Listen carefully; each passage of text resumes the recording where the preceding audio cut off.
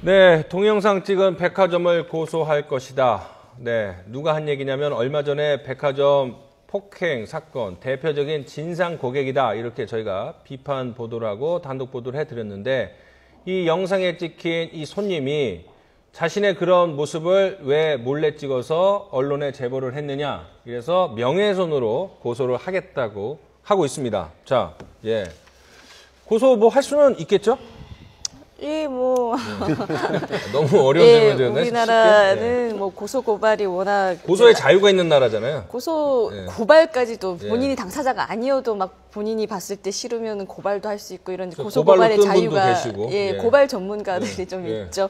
굉장히 활성화되어 있는데 일단 이분 같은 경우에 뭐 자신의 어떤 그 사적인 행동이 온 만천하에 이렇게 알려진 것에 대해서 화가 날 수는 있다고 봐요. 그리고 영상 찍은 사람 고소할 수 있고. 근데 어쨌든 명예훼손으로 이제 죄가 되려면 지극히 이제 그 명예를 훼손할 의도, 그러니까 이 공공의 이익을 위해서, 그러니까 좀 대중이 알아야 되겠다라는 의도에서 이제 한 행위는 또 죄가 되지 않기 때문에 실제로 저분이 고소는 했지만 죄가 될지는 좀 의문스럽고, 그리고 저렇게 고소라는 형식으로 오히려 반격하는 것이 과연 저분들의 명예를 위해서 좋은 것인가? 저는 그걸 먼저 생각해봤으면 좋겠습니다. 오히려 지금 명예훼손으로 촬영하고 올린 거, 알린 것을 문제 삼는 것이 더 저분의 명예를 전 더 훼손하는 거라고 보여지거든요. 그냥 기다 아니다 본인이 설명할 수 있는 걸 최대한 좀 객관적으로 해명을 하고 또 잘못한 부분이 있으면 그 부분만큼은 또 내가 잘못한 게 맞다. 이렇게 정리를 해주시는 게 스스로에게 가장 좋지 않을까 싶어서 좀 아쉽네요. 저는 이게 신종 갑질이라고 생각을 해요. 실제로 그 한 번쯤이라도 이렇게 누군가한테서 고소를 당해보거나 소행사에 휘말려 본 분들은 아실 겁니다. 그게 얼마나 많은 시간을 뺏겨야 되고 신경을 써야 되며 또 심지어는 금전적인 어떤 투자들을 해야 되는지 아실 텐데 그러니까 이런 분들은 자기가 나름대로 그런 정도는 얼마든지 충분히 여유 있게 하실 수 있는 분들이기 때문에 고소를 하는 게 아닌가 하는 생각이 들거든요. 그 고소를 통해서 실제로는 정당하게 문제 제기를 해야 될 언론을 차단하려고 하는 것이죠. 이런 모습들은 우리가 좀 구태의연한 정치인들한테서도 많이 보고 일부 시민사회단체에서도 보고 있는 상황들이라고 하지 않습니까? 토론을 더 얘기하기 전에 일단은 네티즌들은 또 어떤 의견인지 한번 이광현 앵커를 연결해서 알아보도록 하겠습니다.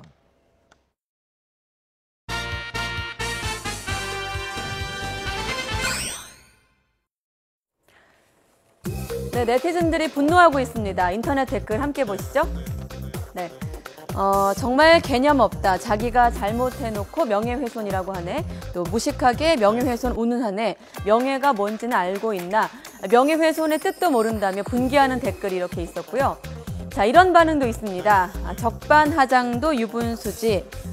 저렇게 막무가내인 사람들 많아요. 또 어지간하면 바꿔주던데 직원 뺨 때린 것은 혼나야 된다. 폭행만큼은 하지 말았어야지 라면서 뺨을 때린 여성에게 훈계의 뜻을 담은 댓글도 많았습니다. 지금까지 촌철살인이었습니다. 뭐 이번 사건이나 이 여성에 대한 평가는 엇갈릴 수 있지만 어쨌든 이거를 사회적인 흐름으로 본다면 본인의 명예를 소중히 생각하는 그런 인식이 커가지고 있다라고 봐야 됩니까? 아니면 자기가 뭘 잘못했는지 반성, 조연아 좀 부상정도 있지만 여전히 나는 좀 억울해 이런 생각들이 많다는 거예요. 진상이 늘어난다고 봐야죠. 예, 그러니까 자기 권리가 물론 소중하죠. 그렇지만 남을 때릴 권리라든지 되지도 않을 요구를 하는 그런 권리까지 있는 건 아니죠. 근데 백화점에 보면 어느 정도까지 진상이 있냐면 자기 몸에 맞게 옷을 수선해서 입습니다. 연말 파티복 같은 거를. 그러고 난 다음에 파티 1년에 한 번 하잖아요. 연말 파티 같은 거. 그러고 난 다음에 바꾸러 가는 거예요. 뭐 그런 얘기 저도 들어봤어요. 뭐 그래도 안 바꿔주고는 도저히 안 될 정도로 앞에서 진상짓을 하니까 백화점 업체에서는 바꿔주는 그런 경우가 종종 있죠. 저런 사람들을 처벌하는 법이 없을까 하는 생각이 드는데 참. 그러게요. 특히 이제 감정 노동자들을 상당히 힘들게 하고 수치심을 느끼게 하고 모욕감을 느끼게 하고 이런데 자 그런데요 이런 것들이 이제 비일비재 뭐 이 사람만 그런 게 아니라 얼마 전에 저희가 뭐 이제 수술실 동영상도 보여드리고 했지만은 이 자신이 노출된 그런 영상들이 요즘은 많이 스마트폰 같은 걸로 찍혀서 공개되지 않습니까? 그랬더니 무조건 기사 아니면 사진, 영상을 삭제해달라고 요청을 하는데 명예가 훼손됐다고. 물론 가해자지만 어쨌든 재판도 받아야 되고 그런 면에서는 명예가 끝까지 지켜져야 될 부분도 있지만 그런 것들을 앞서 말씀드린 것처럼 어떻게 받아야 될지 참 이해가 안 되는 부분이 있어요.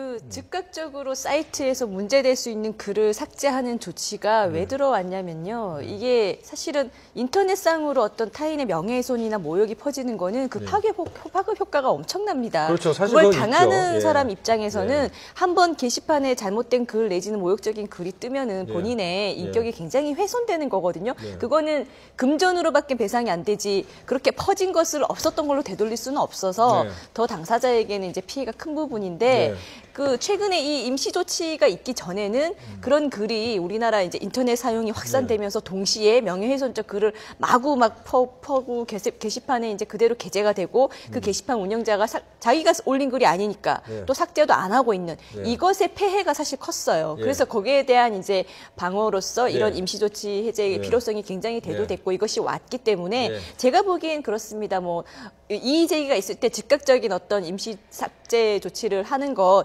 이것의 문제라기보다는 왜냐하면 그 후에 이제 정말 명예훼손이었는지 아니었는지는 법정에서 그 시시비비를 따질 수가 있고 또 아무 문제가 없는 글이면 본인이 또다시 새 글을 올릴 수가 있기 때문에 그 표현의 자유가 제한되는 건 좀 미비한데 반면에 상대방이 잘못된 글에 의해서 입는 명예훼손의 피해는 상당히 크거든요. 자, 다음 주제로 넘어갈 텐데 정리를 하자면 얼마 전에 이런 기사가 있었어요. 어떤 학부모가 그 가해자한테 사과만 해라. 그러면 받아들이겠다 했는데 결국 끝까지 사과를 안 해서 소송까지 가갖고 결국은 뭐 재판, 법의 심판을 받게 됐는데 이 반성하고 사과하는 게 생각보다는 좀 어려운 사람들이 분명히 있는 것 같습니다.